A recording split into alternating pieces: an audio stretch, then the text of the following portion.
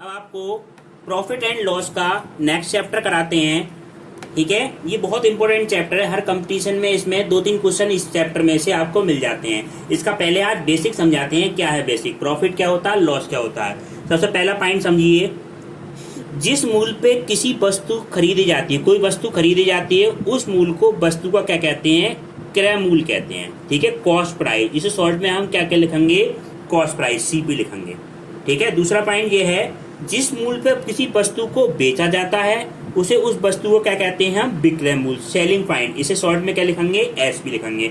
जो हम खरीदेंगे उसको कॉस्ट प्राइस और जो हम बेचेंगे उसको सेलिंग प्राइस। यदि विक्रय मूल्य क्रय मूल्य से अधिक हो तो लाभ हमेशा क्या होगा? लाभ होगा, गेन होगा। ठीक है, जैसे कोई वस्तु क्या हो, विक्रय मूल्य क्रय मूल्य से अधिक हो, 100 रुपए की चीज लेके आए और हम उसको 120 में बेच दें तो हमेशा क्या होगा? हमें फायदा होगा। जैसे 20 रुपए का क्या हो गया? फायदा, गेन हो गया। यदि क्रय मूल्य विक्रय मूल्य से अधिक हो तो हमेशा क्या होती है? हानि होती है। ठीक है, जैसे एग्जाम्पल समझिए, जैसे किसी वस्तु को हम 100 रुपए में लेके आए, उस वस्तु का क्रय मूल्य कितना था? 100 रुपए था, और विक्रय मूल्य क्या हो गया? 80 रुपए में उसे बेच दिया तो क्या हो गया? हमें हानि हुई। तो इसमें क्या होगा? क्रय मूल्य अधिक होता है, तो हमेशा क्या होगी? हानि होगी। लाभ या हानि सदैव क्रय मूल्य पर निकाली जाती है। ठीक है, अब देखो लाभ हम कैसे निकालते हैं? विक्रय मूल्य माइनस क्रय मूल्य। लाभ तो हम इस सूत्र से निकाल लेंगे, सीधा सीधा विक्रय मूल्य में से क्रय मूल्य घटा देंगे। अगर कहीं हानि होगी तो आप कैसे निकालेंगे? क्रय मूल्य माइनस विक्रय मूल्य। लाभ कहीं परसेंटेज निकालना है कि कितने परसेंट का लाभ हुआ, तो लाभ परसेंटेज बराबर लाभ गुणा 100 बटे क्रय मूल्य। नीचे हमेशा क्या आएगा? क्रय मूल्य होगा। अगर हानि परसेंटेज कहीं निकालनी हो तो हानि बटे क्रय मूल्य गुणा 100। इस सूत्र से आप निकाल लेंगे। हानि किस तरह से निकालेंगे? क्रय मूल्य माइनस विक्रय मूल्य। इस सूत्र से आप निकाल लेंगे हानि। विक्रय मूल्य कहीं निकालना हो तो इसका मतलब क्या होगा? क्रय मूल्य 100 प्लस लाभ बटे 100। ये फार्मूला यूज करेंगे डायरेक्ट। और यदि लाभ होगा तो यहाँ पे क्या आ जाएगा? प्लस आ जाएगा। और विक्रय मूल्य निकालना और हानि हो रही हो तो यहाँ पे क्या आ जाएगा स्टूडेंट? 100 माइनस हानि आ जाएगी। वो समझे कौन सा है फार्मूला? विक्रय मूल्य बराबर क्रय मूल्य गुणा 100 माइनस हानि बटे 100।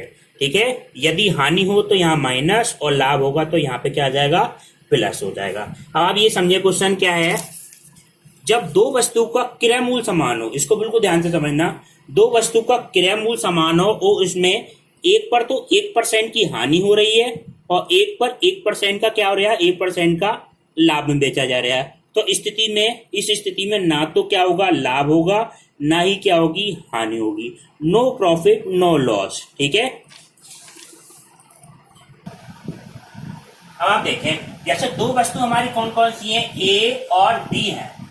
ठीक है, इन वस्तु का स्टूडेंट क्या है? क्रय मूल्य समान है। इसका क्रय मूल्य यानी कि ये वस्तु भी हम कितने रुपए की खरीद के लाए? 100 रुपए की क्रय मूल्य। और इसका कॉस्ट प्राइस यानी कि ये कितने रुपए की खरीद के लाए? 100 रुपए की ये वस्तु हम खरीद के लाए। ठीक है, ये दोनों क्या है? सेम है। ठीक, अब आप देखें, यदि क्या है, एक पे क्या हो रहा है? 100%, 10% का क्या हो रहा है? इस पे लाभ हो रहा है, और इस पे क्या हो रहा है? 10% की क्या हो रही है? हानि हो रही है। ठीक है, इस पे अगर 10% का लाभ हो रहा है तो इसका सेलिंग प्राइस क्या होगा स्टूडेंट? अगर 100 रुपए की चीज लेके आए और 10% का लाभ में हम बेच रहे हैं तो इसका सेलिंग प्राइस आपका क्या होगा? 100 का 10% कितना हो गया? जनरली 10% 100 हो गया, 10 रुपए हो गया। तो ये कैसे निकाल लेंगे? 100 प्लस 10 यानी कितना हो जाएगा? 110 रुपए होगा इसका सेलिंग प्राइस। ठीक है, और इसका सेलिंग प्राइस हम निकालेंगे। सेलिंग प्राइस क्या हो जाएगा? कॉस्ट प्राइस कितना है? 100 रुपए है, यानी कि 100 रुपए की चीज लेके आए, 10% की हानि हो रही है स्टूडेंट, तो कितना हो जाएगा? 100 माइनस कितना? 10%। 100 का 10% 10 हो गया। 100 माइनस 10 बराबर कितना हो गया? 90 रुपए का उसका सेलिंग प्राइस हो गया। ये बी का सेलिंग प्राइस हो गया, और ये सेलिंग प्राइस कितना हो गया स्टूडेंट? किसका हो गया? ए का सेलिंग प्राइस हो गया। अब दोनों का अगर हम सेलिंग प्राइस की बात करें, सेलिंग प्राइस दोनों का क्या हो जाएगा? ए और बी का पहले कॉस्ट प्राइस देखो, ए व बी का कॉस्ट प्राइस कितना है? 100 प्लस 100 बराबर कितना हो गया? 200 रुपए स्टूडेंट। और ए और बी का सेलिंग प्राइस की बात करें तो पहले का सेलिंग प्राइस कितना था? 110 रुपए। दूसरे का सेलिंग प्राइस कितना है? 90 रुपए। दोनों को जोड़ेंगे कितना है? 200 रुपए। तो ए और बी का कॉस्ट प्राइस भी कितना था, 200 रुपए, और सेलिंग प्राइस भी क्या कितना था, 200 रुपए। तो इस स्थिति में तो ना तो लाभ होता है, ना तो क्या हुआ, लाभ हुआ, ना हानि। यानी कि हम इसको कह सकते हैं नो प्रॉफिट नो लॉस, इस तरह से हम कह सकते हैं।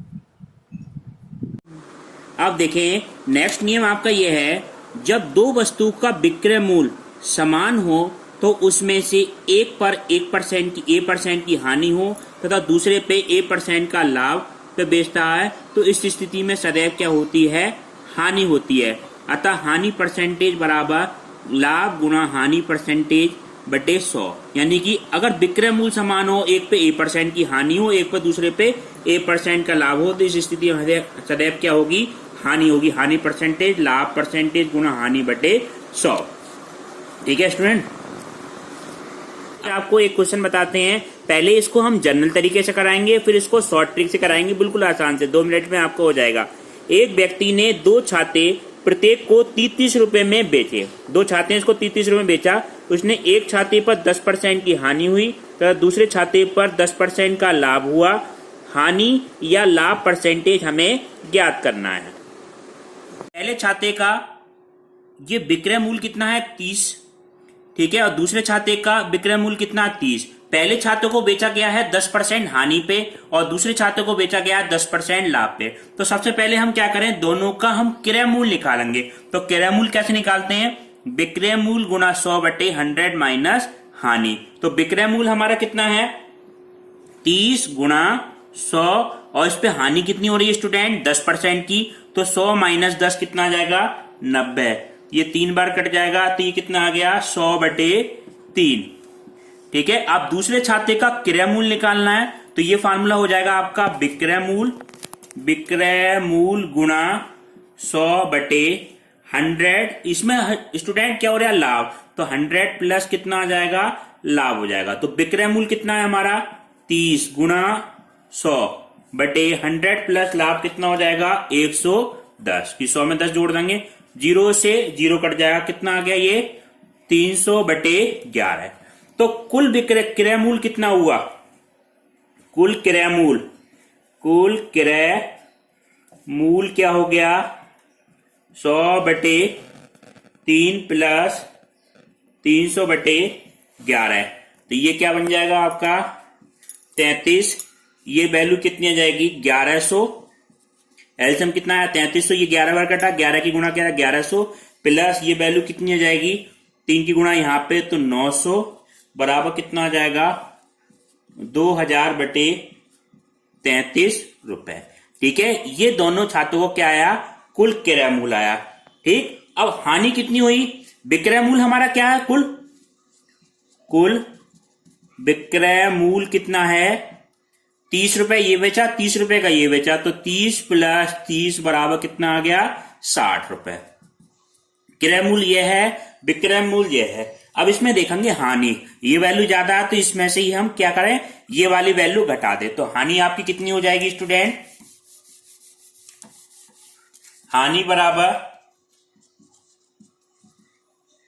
हानि हो जाएगी 2000/33 माइनस 60 बराबर कितना हो जाएगा, 2000 माइनस 1980। इसकी गुणा कर दी, 36 18 36 18 19 बटे कितना आ जाएगा, 33 बराबर कितना आ जाएगा, 20/33। ठीक है, अब देखो हानि परसेंटेज हमें कहीं निकालनी है। हानि परसेंटेज बराबर हानि गुणा 100/क्रय मूल्य। हानि गुणा 100/क्रय मूल्य, तो हानि कितनी है, 20/33 गुणा कितना है, 100/क्रय मूल्य कितना है आपका, 2000/33। ठीक है, नीचे तो हमारा क्या रहा था, क्रय मूल्य। तो 33 से 33 कट जाएगा स्टूडेंट, और ये 1 2 3 3 0 से 3 0 कट जाएगा, 2 से 2 बराबर कितना आएगा, 1% क्या हुई, हानि हो गई। अब इसको शॉर्ट ट्रिक से हम कैसे निकालते हैं, ये तो टाइम बहुत लगेगा इसमें, मगर आपको कंपटीशन में करना है तो इस मेथड से आपको नहीं करना है, ये तो आपको समझाने के लिए कराया। देखो कंपटीशन में क्या करना है आपको, डायरेक्ट हानि परसेंटेज, जितने परसेंट का लाभ हो उतने परसेंट की क्या हो, हानि। तो हानि परसेंटेज हम कैसे निकालते हैं, लाभ परसेंटेज गुणा हानि परसेंटेज स्टूडेंट बटे कितना आ जाएगा 100। तो लाभ परसेंटेज कितना हुआ था उसका 10 गुणा हानि कितनी थी 10 बटे 100। 0 से 0 कट जाएगा, बराबर कितना आ गया 1%। देखो एक लाइन में ही आंसर आ गया। ये कब है, जब दोनों का क्या हो, विक्रय मूल समान हो। ठीक है, विक्रय मूल समान हो तो इस तरह से हम कर सकते हैं। आप देखें नेक्स्ट क्वेश्चन। अभी क्वेश्चन आपको कराते हैं, फिर उसके लेवल आपका बढ़ाते चले जाएंगे।